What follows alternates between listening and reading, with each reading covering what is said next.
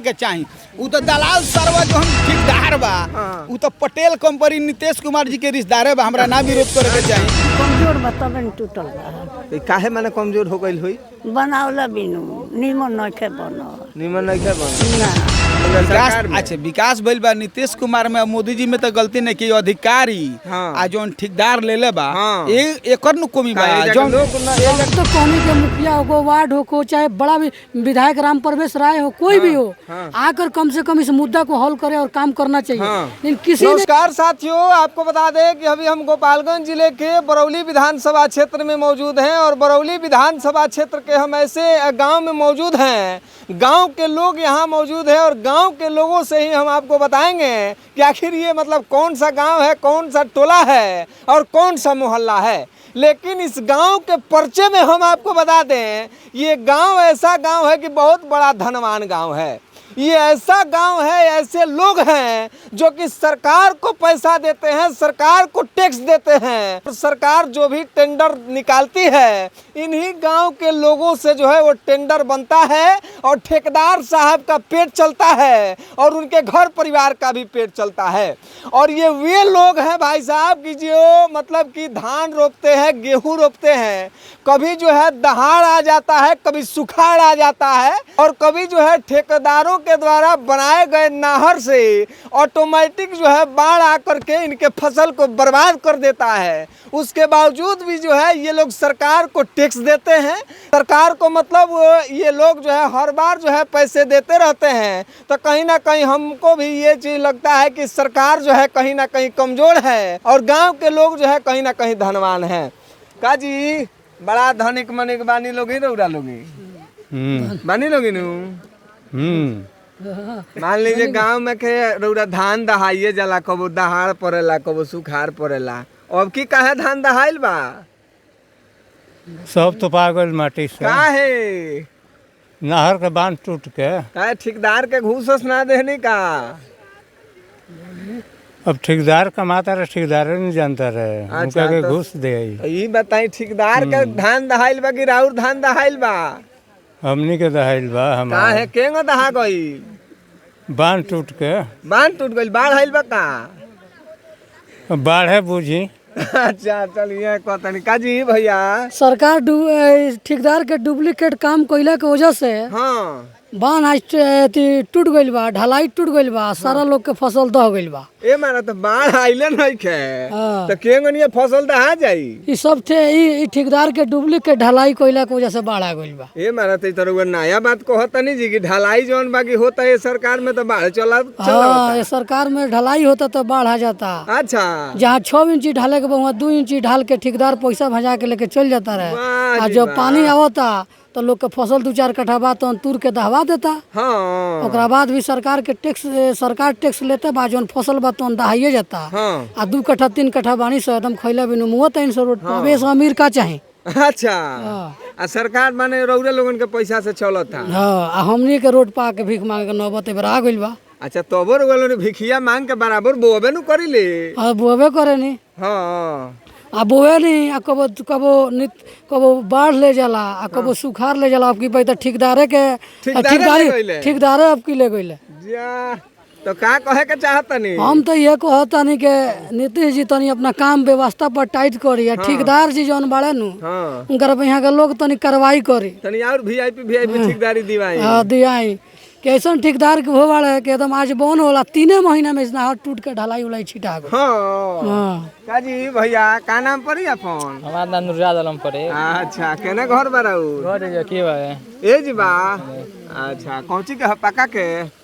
हां पके के बा। अच्छा तब तो धनिक मनिक बानी रौरा। हां ना ई देखो तनी का होता है, विकास होता है। ये विकास भइल बा का विकास में क्या भइल? का विकास भइल बा? पूरा मान ली खेत पटावे खातिर पानी के जरूरत बा। फसल हमने के रोपल त पूरा जियान कर दिहलो। आए बड़ा ये जियान करता है, बाढ़ टूट के है बांध के जियान कर दिहल। डुप्लीकेट काम भइल बा, देखत नहीं रहूंगा केतर भइल बा काम इजा। अच्छा तो माने निमने न भइल बा। 2-4 गो मान ली में लइका गिरी है 100 दहइए 100 नेताजी लो आई फोटो खिंचवाई। पैसा दिल होए के क दिले विकास भइल बा, फैमिली के मदद हो गेल झूठ मूठ के। का जी भैया बात बा पहले गेहूं बोया गया था, उसके जो गेहूं था वो विकास होने के कारण यहाँ का गेहूँ मोटा मोटी 10-12 हाथ से लेकर काट काट कर इस नहर में भरा गया। और वो पहले गेहूं काट के में भरा ही रहा है। गेहूँ काट के भरा गया, जो गेहूँ फूटा था। हाँ। माना करने पर भी कह रहा था लोग कार्रवाई आप लोग पर हो जाएगी, कोई जनता ना बोल पाई। हाँ। और उसके बावजूद जो है इसमें विकास किया गया। तो मोटा मोटी जो है हमको लग रहा है कि जो 15 से 20 हाथ है, यहाँ पे लगभग 10 फीट हाइट है। इसमें कोई आने जाने के लिए सुविधा नहीं दिया गया है। जो चाहता नहीं इसमें नहर जो है, हाँ।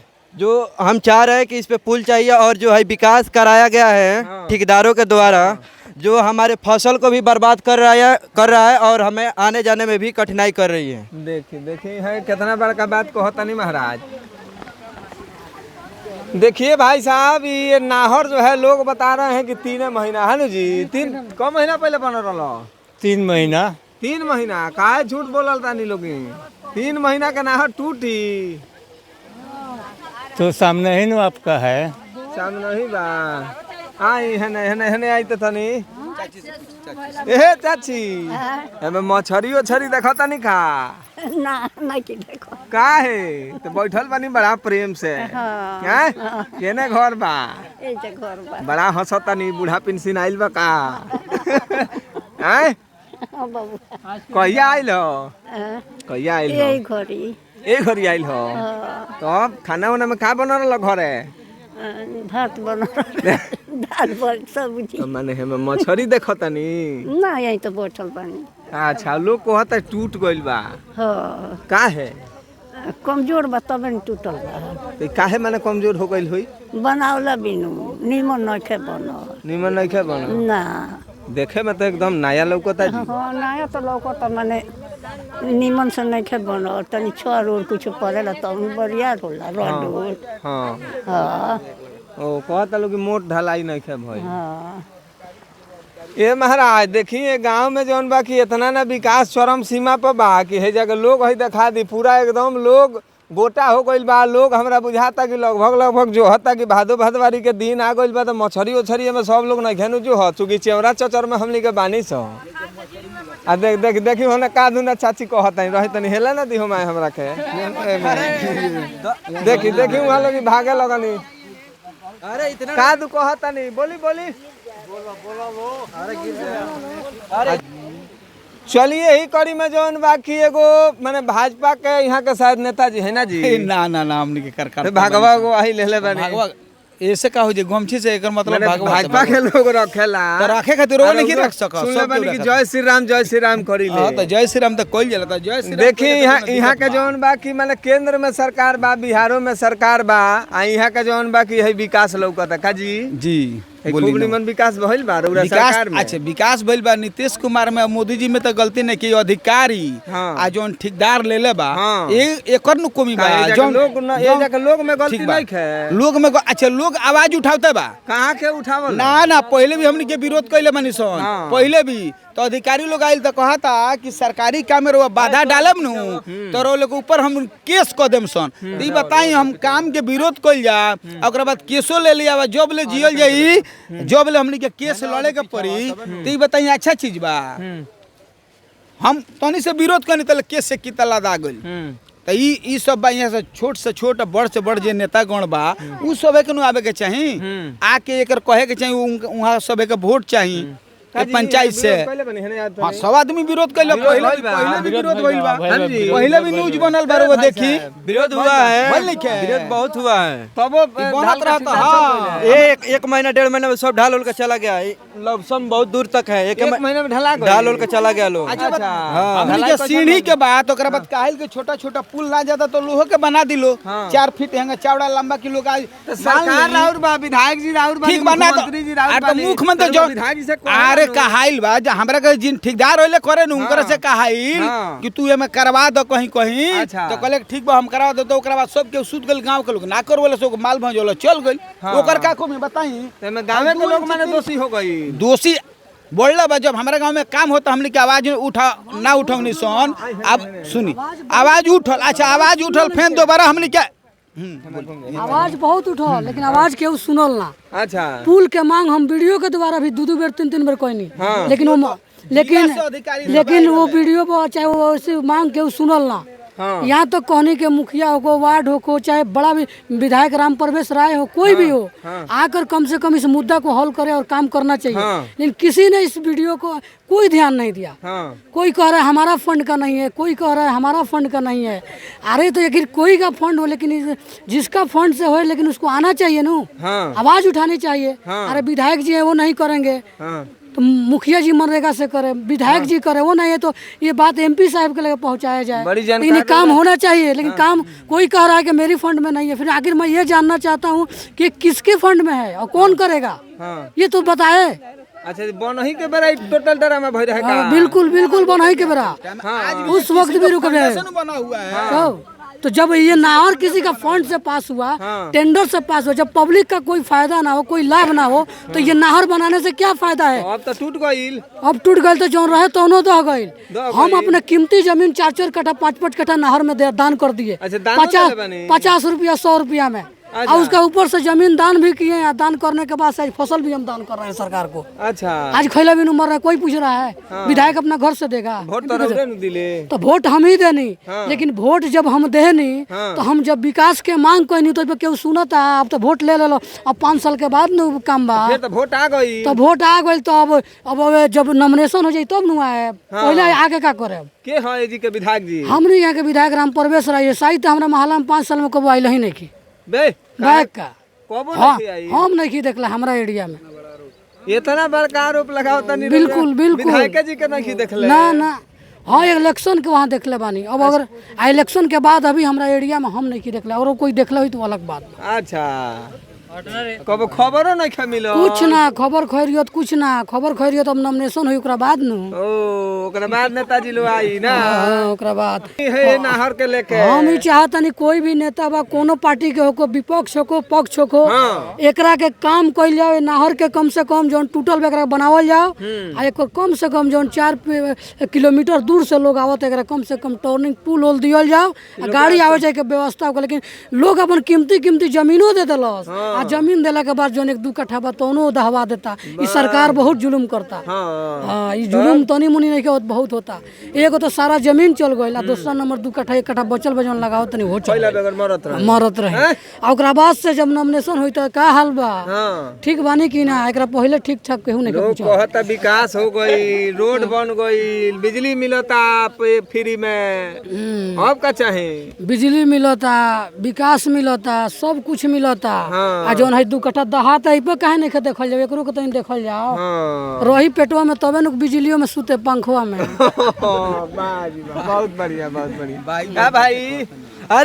अरे इतना ना विकास हुआ कि ये पानी नहर के पानी से दहा के चला गया। अच्छा, गाँव में दहा के चला गया, धान सब दहा के चला गया। विधायक जी? अरे विधायक तो चलिए भाई साहब, इस वीडियो को लेकर के और इस गांव के टोले के मोहल्ले में जो है ये गांव से नाहर निकला हुआ है, छोटी नाहर है। छोटी नाहर के टूट जाने की वजह से गांव के लोगों का फसल बर्बाद हो रहा है। और यहाँ के गांव के लोग क्या कुछ कर रहे हैं, वीडियो के कमेंट बॉक्स में आप जो है इनके प्रति कोई प्रतिक्रिया होगा तो बताइएगा। और नेताजी मौजूद है और नेताजी की जो है नेता नहीं है। हाँ, हम लोग सब कोई भाई हैं। हाँ। नेता जो होता है वो नहीं आएगा, हाथ जोड़ेगा, वोट मांगेगा। विरोध कैले बनी के कर विधायक जी के ना जैसे है काम के तब विरोध हम ना करे। हमारे पार्टी में हम बानी या काम सही ने तब विरोध करे। नेता को ना भाई को की विरोध ना करे। भाई अपना में लड़ सकता तो काम गलती होते विरोध ना हो। हमारे भाइये बने, हमारे गांव के बने, विरोध करते ना, खराब करते ना, अच्छा काम करते चाहिए, बोने के चाहिए। जे जल्दी से जल्दी है, चाहे हमारे विधायक जी बनवाई तो चाहे कहीं मुखिया सरपंच BDC जे भी जल्द से जल्द काम करवावे के चाहिए होके। अब तो ठेकेदार को बात बता दी, टूटला से का खतरा बा? अब खतरा नहीं क्या मारा जाए? सारा ही पूरा गांव डूब जाइए ना। क्या जानते नहीं 5 गो पंचायत के चलौनी जौन भाई बा 5 गो, ओकरा बाद डूब जाए फसल तो बुझी कि नुकसान होता है जाता। ओकरा बाद और भी नुकसान बा, ढीमला से कुछ हो ये जाओ तो केकर जिम्मेवारी बा? अधिकारी सब के जिम्मेवारी बा, नेतागण के जिम्मेवारी बा। तो काम जल्द से जल्द होके के चाहिए। और रउआ मीडिया बंधु बानी, आइल बानी, रउआ ई खबर उठौले बानी, रउआ लोग के माध्यम से DM साहब के लगे, SP साहब के लगे, अधिकारी के लगे और नेतागण के लगे आवाज जाए के चाहिए। जन्नी कि देखो लो, आके देखो लो क्या बोल 6 इंच ढलाई करे के 2 इंच 2.5 इंच भइल बा। कितना पहले ढलाई 3 महीना पहले। सारिया नरेंद्र सारे नरेंद्र हाँ। जी। ई कहाँ से कहाँ ले नहरिया ई निकलेला? बड़का नहर पर से चल जाए चकमंदन तक 4 किलोमीटर बा। बहुत बड़का बा। बड़का बा, एको गो में पुल नहीं खे। हाँ। मान ली यहाँ से वहाँ तक ले जाए तो 1000 घर पर ही आवे जाए के एमे से रउआ हेल जाए। एगो बोझा लेके जाए को ये न से तो केहू पार ना करी। हाँ। तो बताइए हमनी के गो लोग होते देखी न हो जी का होते धैले मने लो हम्म। काट के ये बा। देखिए भाई साहब यहाँ के लोग ये बता रहे हैं कि जल्द से जल्द जो है यहाँ पे पुल बनना चाहिए का भाई? आगे करा दे हाँ। एकदम जरूरी बा। हम अपने विधायकों जी के फोन करम एकरा आ फोन करके पूछल जाई, मुखिया जी से भी फोन करके पूछम कि आई रहो देख के ई काम करा दिलो जल्दी से जल्दी कि हो जाओ यहाँ हल हो जाओ। यहाँ काम जनता के जौन हल भाई काम होखे के चाहिए। उ तो दलाल सरवा जोन ठेकेदार बा उ तो पटेल कंपनी नीतीश कुमार जी के रिश्तेदार बा, हमरा ना विरोध करे के चाहिए।